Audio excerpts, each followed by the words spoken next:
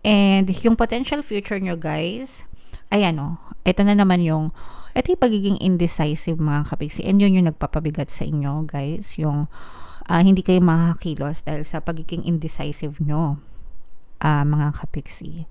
So, the more na pinapatagal nyo siya, yung pagdidesisyon, the more na parang mas bibigat yung dalahin nyo, guys. So, kilos-kilos.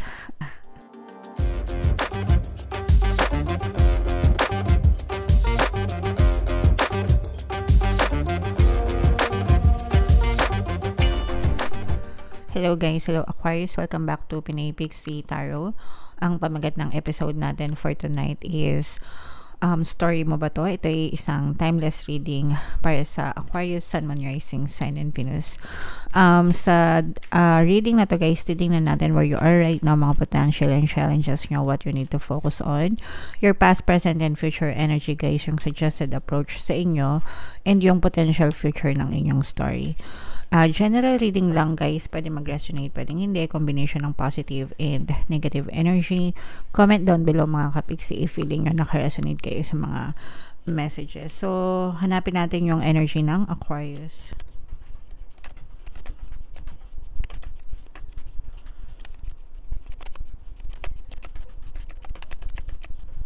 Ito, guys. So, Aquarius, kayo ay na-represent ng Queen of Swords sa ating spread. Comment down below, guys, if feeling nyo naka-resonate kayo. Where you are right now, Aquarius. For some of you, parang meron kayong inaantay na balita, mga kapiksi. And parang you are trying to gather your thoughts, no? Ibig sabihin, parang meron kayong pinaplano, inaayos nyo yung thoughts nyo, iniisip nyo kung ano yung mga next step sa buhay nyo, ganyan. Kung ano yung, parang nagpaplano kayo, you're trying to organize your thoughts, ganun. Yun yung ibig sabihin na nagpaplano, nag-iisip kung ano yung susunod na aksyon, nag-iisip kung ano pa yung gustong gawin, nag-iisip kayo kung ano talaga, no, yung nais nyong marating sa buhay nyo, mga kapiksi. And yung potential challenges nyo, or this is more on potential, guys, because you are a very responsible person, at saka pero pwedeng challenge din kasi for some of you, you have a lot of obligations to. Ibig sabihin, marami kayong obligasyon sa buhay.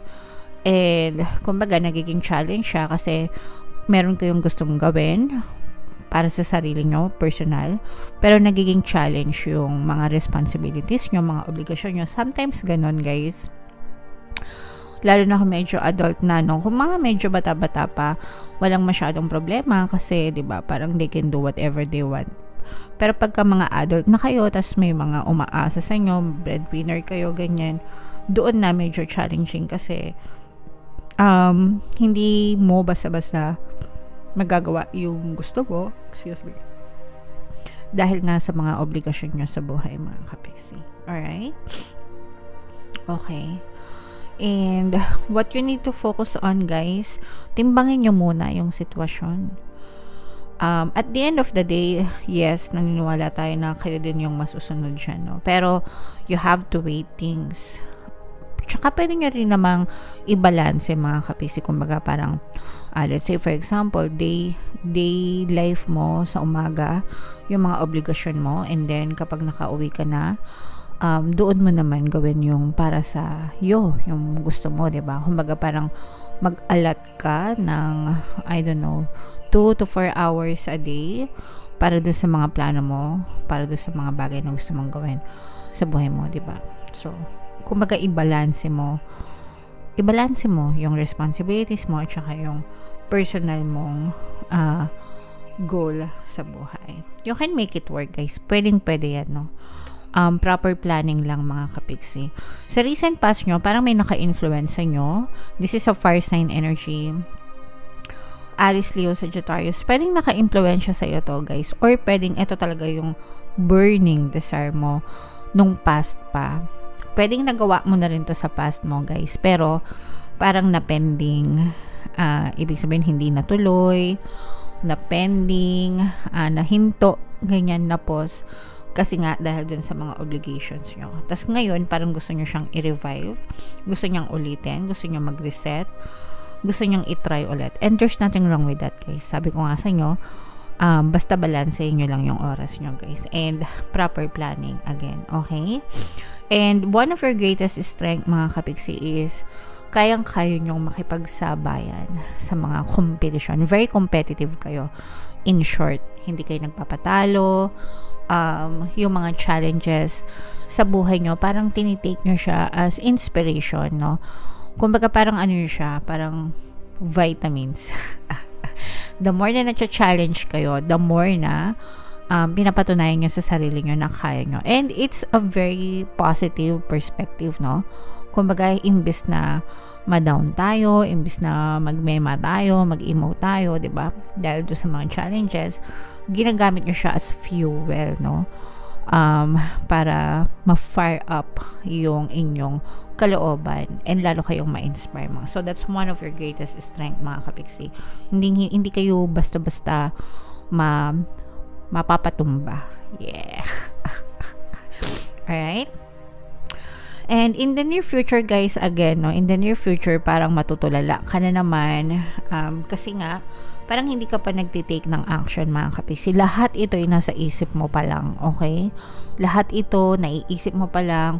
Tapos in the near future, parang hindi mo, again, babalik ka na naman dun sa parang starting line na ano ba talagang gagawin ko, na stuck na naman ako, hindi naman ako maka-move forward, saan ba ako magsisimula, mga ganyan-ganyan.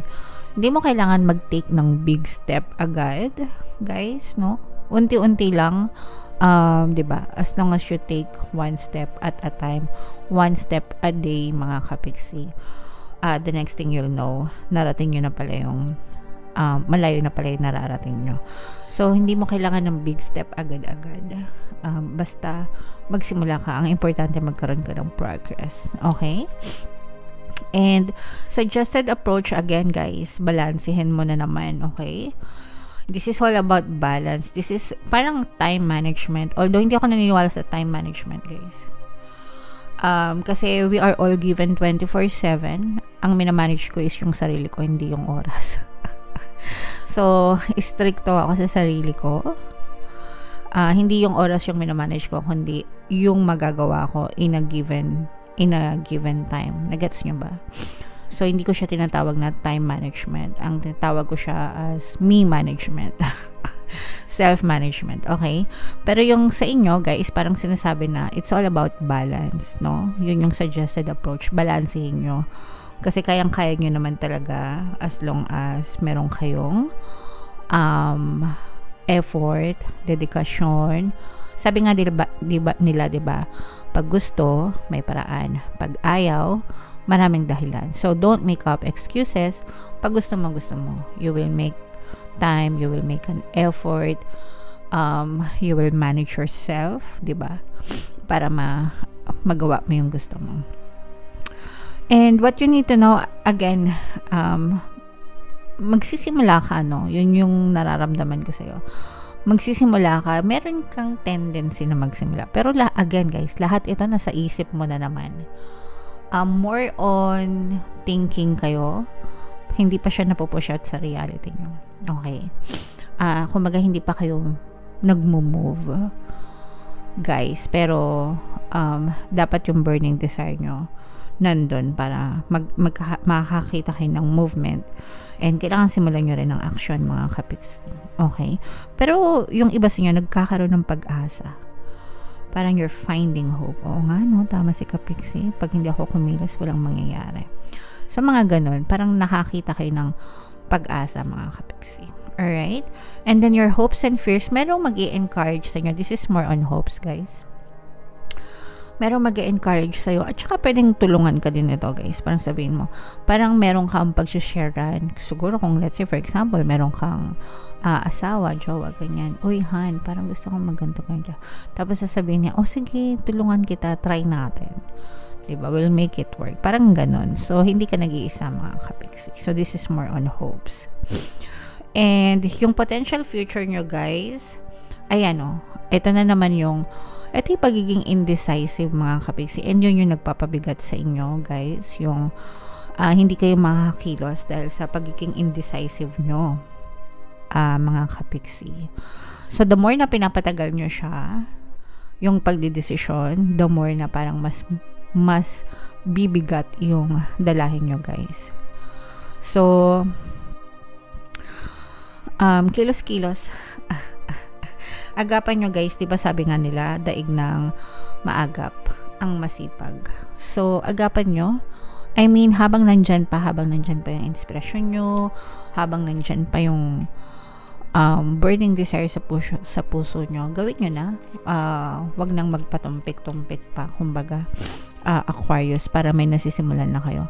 And then, halfway, kung ayaw nyo talaga, edi stop, diba? Pero, wag kayong mag-give up nang wala pa kayong nasisimulan, Aquarius. Okay? Alright. So, comment down below, guys, if naka-resonate kayo, kung story nyo ba yan, mga kapiksi, no? And, shuffle natin to. Tingnan pa natin yung additional message sa inyo. Habang sinashuffle ko to, guys, panoorin nyo muna yung video natin regarding sa ating paano mag-manifest ng abundance video course. Kapiksi, sawa ka na ba sa mga struggles at hirap sa buhay mo? Masipag ka ba at masikap sa buhay ngunit hindi ka pa rin umaasenso? Ilang beses ka na bang nag-attempt magnegosyo at mag-invest pero palagi ka pa rin nalulugi? Sa pagkakataon na ito ay maaaring may subconscious beliefs ka na nagiging balakid sa iyong pag-unlad at pagyaman. Introducing, paano mag-manifest ng abundance video course. Dito ay matututunan mong ma-overcome ang mga balakid mo para tuluyan ka ng umunlad, umasenso, sumagana, maging matagumpay, successful at maswerte sa iyong kabuhayan, pera, trabaho, negosyo, salapi at kaperahan ng bonggang-bongga.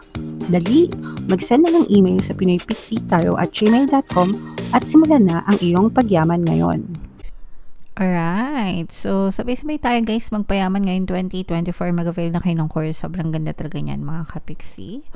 And ngayong April, meron tayong promo. Magbibigay ako ng 200 pesos na discount sa lahat na mag-avail ng course, guys. Until April 30, kaya mag-avail na kayo. Meron din tayong email coaching, manifest your desires using the law of attraction. If meron kayo mga specific na gusto nyo i-manifest, guys, gusto nyo mag-coach, love and relationship, money or career, pwede kayo magpabook ng coaching.